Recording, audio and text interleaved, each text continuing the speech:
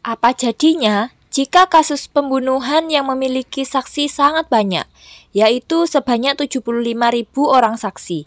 Dan apa jadinya dalam kasus pembunuhan menyediakan hadiah sebesar 1 miliar atas informasi yang diberikan untuk memecahkan kasus? Penasaran dengan kisahnya? Mari kita bahas di episode Cermin kali ini.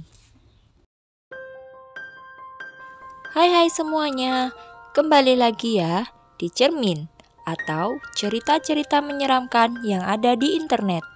Sebelum ke ceritanya, ada baiknya teman-teman subscribe terlebih dahulu untuk berlangganan, karena akan ada banyak kisah misteri, menyeramkan, bahkan creepy yang pastinya akan update setiap malam Jumat. Kalau sudah siap, mari kita ke cerita menyeramkan untuk episode kali ini.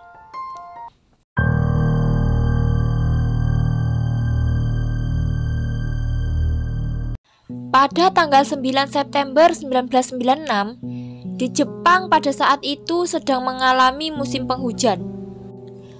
Beberapa kota yang ada di Jepang memiliki intensitas hujan yang tinggi, tak terkecuali di distrik Katsuhita, Tokyo.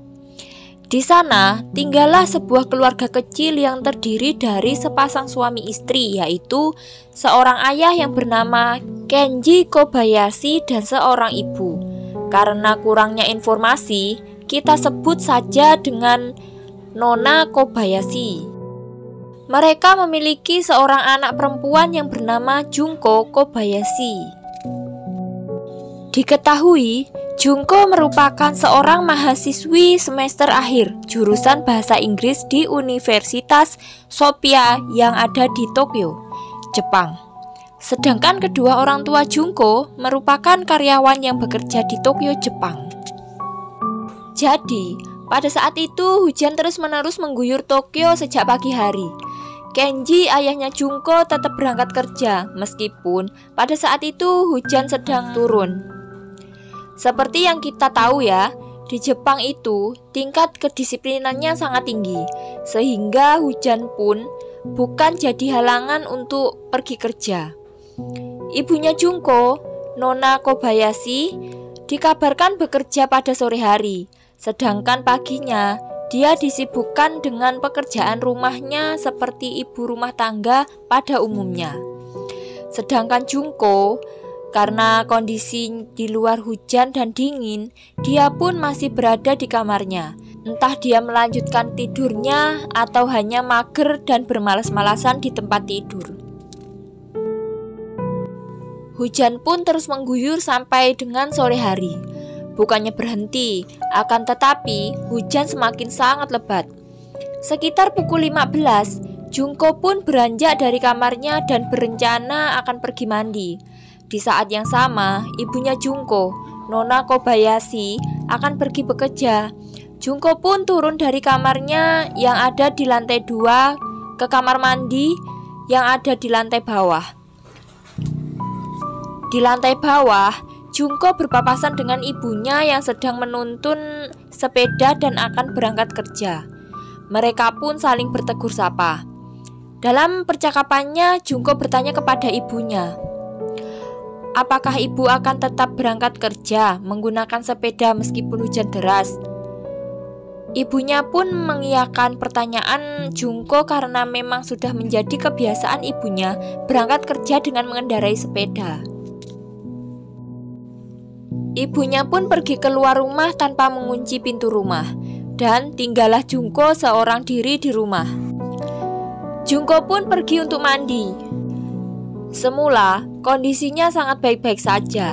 Tidak ada hal-hal yang aneh yang dirasakan oleh Junko.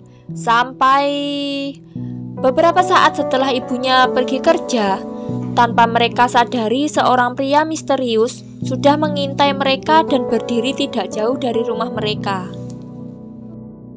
Entah apa tujuan dan motif dari pria tersebut. Ia langsung menuju rumah Junko. Karena pada saat itu kondisi pintu tidak terkunci. Pria itu pun dengan leluasa masuk ke dalam rumah dan hal mengerikan terjadi setelahnya.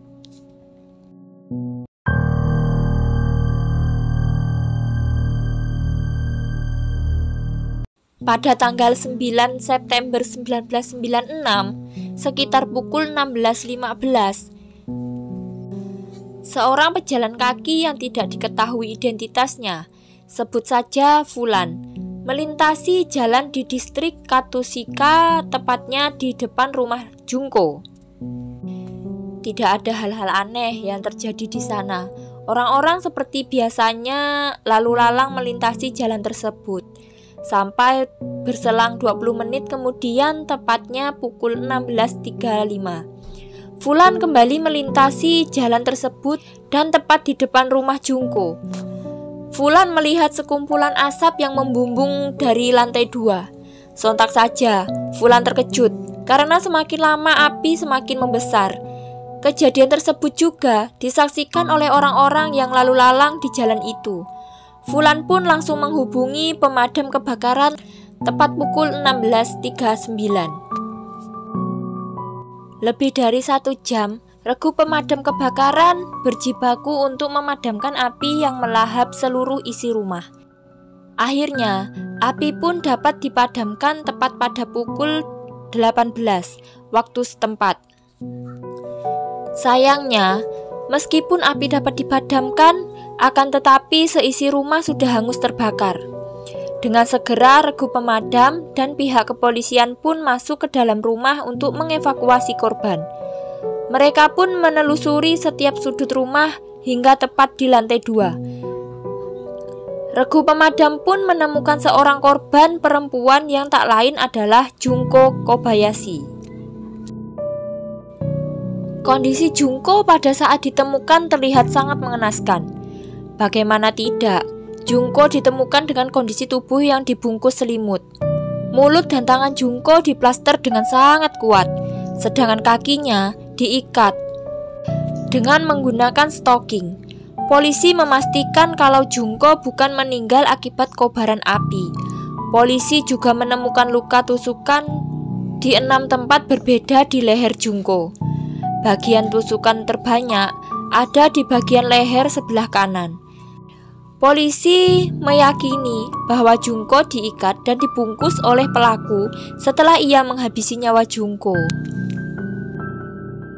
Hasil autopsi juga menyimpulkan Junko diduga dihabisi oleh pelaku menggunakan pisau kecil selebar 3 cm dengan panjang 8 cm, mirip seperti pisau buah. Pihak kepolisian mengalami kesulitan untuk memecahkan kasus ini, yang mana minimnya bukti serta petunjuk yang didapatkan karena pelaku sengaja membakar TKP untuk menghilangkan jejak pembunuhan yang dilakukannya. Satu-satunya petunjuk yang didapat hanyalah bercak darah yang bergolongan A dengan DNA seorang pria yang diduga adalah milik pelaku. Akan tetapi, petunjuk tersebut belum cukup kuat untuk mengungkap siapa pelaku di balik pembunuhan Junko Kobayashi. Sehingga, kasus ini pun mengalami kebuntuan.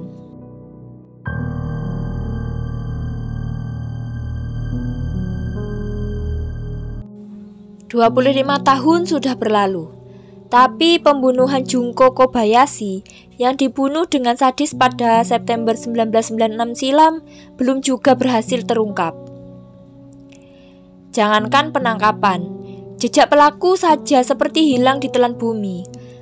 Padahal, selama masa penyelidikan, polisi sudah memeriksa lebih dari 75.000 orang saksi yang merupakan orang sekitar daerah TKP dan juga orang-orang yang kebetulan berada di TKP pada saat itu. Dan polisi juga mengantongi lebih dari 1.000 petunjuk untuk diteliti. Akan tetapi, polisi belum bisa juga menentukan tersangka atas kasus pembunuhan ini. Perkembangan baru kasus tersebut terungkap pada Agustus 2020 saat Kenji tengah diwawancarai media massa. Saat itu ia sedang berada di TKP dan tiba-tiba Kenji didatangi seorang perempuan berumur 46 tahun yang tidak disebutkan identitasnya, kita sebut saja Fulani. Fulani mengatakan kepada Kenji bahwa pada saat kejadian dia sedang berada di TKP. Fulani yakin tentang ingatannya dari 25 tahun sebelumnya. Dia mengatakan pada saat kejadian adalah hari istimewa bagi keluarganya dan ingatannya jelas, sama seperti Junko. Dia juga berusia 21 tahun pada saat itu. Sekitar pukul 15.30, sesaat sebelum kejadian, Fulani sedang mengendarai sepedanya ke rumah temannya ketika dia bertemu dengan seorang yang mencurigakan di jalan sekitar 15 meter dari tempat kejadian. Pria itu kurus, memiliki mata terbalik dan mengenakan mantel over besar. Dia tampak berusia 50-an atau 60-an dan bertubuh kecil sekitar 150 hingga 160 cm. Fulani menyebutkan saat itu adalah hari musim gugur yang agak dingin, dan pria mencurigakan itu memiliki payung hitam terbuka untuk menutupinya. Ketika perempuan itu kembali dari rumah temannya pada hari itu dan melewati rumah Junko lagi, garis polisi sudah terpasang di sekitar tempat kejadian, dan petugas pemadam kebakaran mulai bekerja untuk memadamkan api. Pria mencurigakan yang dilihat Fulani itu juga dilihat oleh saksi lain sekitar pukul 15.55, sekitar 25 menit setelah jangka waktu yang diceritakan Fulani. Jadi, bisa disimpulkan si pelaku sudah mengintai rumah Junko dan berada di TKP dalam waktu yang cukup lama. Berdasarkan informasi yang diterima dari berbagai saksi, polisi pun kemudian merilis ilustrasi seorang pria yang mencurigakan pada saat kejadian. Ini adalah gambaran dari beberapa saksi yang melihat pria itu dalam waktu bersamaan.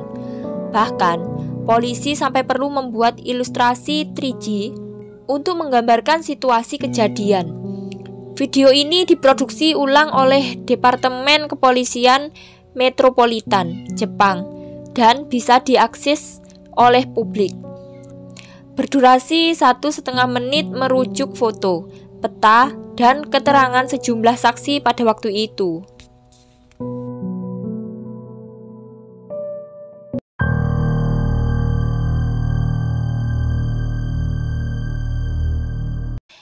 Kita mundur sedikit di tahun 2003. Berbagai upaya sudah dilakukan polisi untuk bisa menemukan pelaku pembunuh Junko Kobayashi di dalam rumahnya pada 9 September 1996. Dari memeriksa saksi-saksi, memeriksa bukti-bukti petunjuk yang didapat seperti bekas darah dan DNA yang diduga milik pelaku, dengan harapan memperoleh informasi yang mengarah ke pelaku sebenarnya. Tetap saja, kasus ini belum menemukan titik terang karena pelaku masih belum bisa diidentifikasi. Sebagai seorang ayah, Kenji pastinya merasa sangat kecewa. Secara, orang yang membunuh putri tercintanya tidak kunjung ditemukan. Pada saat itu, belum ada sistem hadiah uang tunai untuk informasi tentang kasus kriminal di Jepang. Kenji, ayahnya Junko, berinisiatif untuk memberikan hadiah 5 juta yen kepada siapa saja yang dapat memberikan informasi. 4 tahun kemudian, Badan Kepolisian Nasional Jepang memperkenalkan sistem hadiah uang tunai khusus investigasi yang pada prinsipnya menggunakan dana publik hingga 3 juta yen. Jadi, total uang yang disiapkan oleh keluarga korban dan kepolisian adalah 8 juta yen atau setara dengan 1,03 miliar rupiah. Badan Kepolisian Nasional sampai harus kembali memperpanjang periode hadiah 1 tahun lagi untuk informasi yang akan membantu memecahkan pembunuhan Kobayashi. Alhasil banyak orang-orang yang berdatangan untuk memberikan informasi yang mengaku pada saat itu berada di tempat kejadian. Orang-orang yang datang pun bermacam-macam, baik dari warga sekitar TKP, orang yang pada saat itu hanya lewat, bahkan ada yang hanya sekedar memberi informasi, tapi masih diragukan kebenarannya. Usaha dari kepolisian dan keluarga sudah sangat maksimal dalam upaya memecahkan kasus ini. Dari memeriksa 75.000 saksi, menyebarluaskan ilustrasi 3G, TKP, dan pelaku. Bahkan sampai-sampai menghadiahkan uang sebesar 1 miliar kepada siapapun yang bisa memberikan informasi mengarah ke pelaku. Tetapi tetap saja belum ditemukan informasi yang valid untuk membuktikan siapa pelakunya. Kasus ini pun belum bisa terpecahkan dan pelaku sampai sekarang belum bisa ditemukan.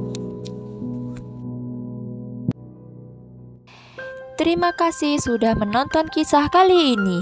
Silahkan support channel ini dengan menekan tombol subscribe karena setiap malam Jumat akan ada video terbaru yang pastinya dengan kisah yang tak kalah menyeramkan. Sampai jumpa.